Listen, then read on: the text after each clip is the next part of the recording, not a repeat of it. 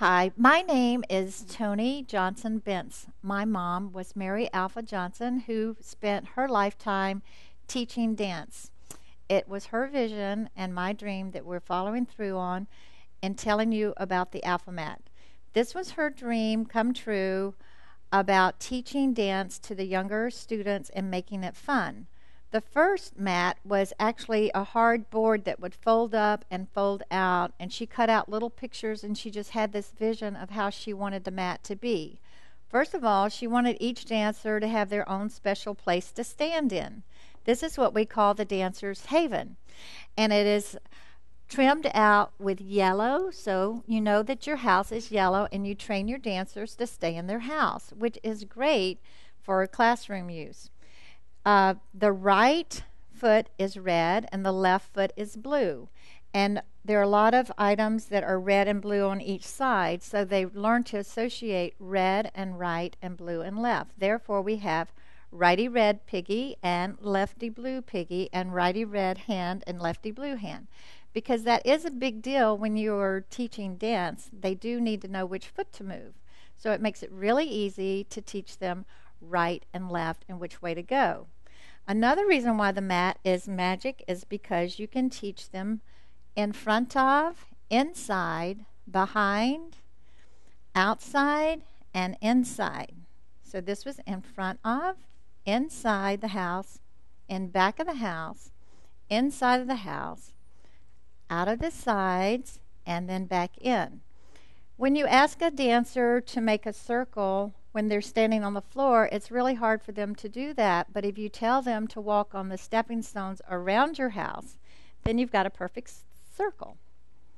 And your dancers can all go the same way because you can say, go by Jack's house first or go by Jill's house first. So that's another thing that's very easy. So you're teaching them circle. You teach them how to make a square. You can make a little square by using the corners in the house. Or you can use a big square by going from corner to corner. The stage directions are something that each dancer needs to know, and the stage directions are on the mat. This is corner 1, corner 2, corner 3, corner 4, 5, 6, 7, and 8. So any stage you go to in America, that is how the stage is numbered. So it's good for the students to know where corner 1 is. So when the director says, okay, I need you to start up in corner 3, then they'll go, oh, that is the rainbow. I know where that is. Or Jack or Jill. So it just all makes good sense. It all translates. Another great feature of the mat is that it shows the 5 feet positions, and then it also shows the arm positions with the flowers on the right and the left and across the front gate. It shows the French arms, that's the bluebells, and then the Cicchetti arms all the way across the top row, and then the Russian arms. So you can practice the different arms with the feet. You have a definite place to put your feet, which is very helpful for the student. For first position, you're going to teach them to open the door and close the door and open the door and close the door, and then they open it so wide that they touch the windowsills, and that is good for first position. And then second position, their heels are on the windowsills and their toes are on the stepping stones. Third, you're back in the middle of the house. And then fourth, I love fourth position on the mat because it's easy to teach them front door, back door, and then to get their hips straight out by making their belly button look straight out the front door. Then you close tight in fifth and you have your 5 feet positions. And then you can practice the various arm positions along with them. All dancers know that you have to visualize an X going through the center of your dancer's square, which is our dancer's haven. So you can teach the body positions and line up your body correctly for all of the body positions. So for instance, you have croisé devant. They can see exactly this toe points back to corner 3. This is corner 2. You turn your hips and you hold your pose and you've got a beautiful croisé devant, and they can see exactly where to put their feet.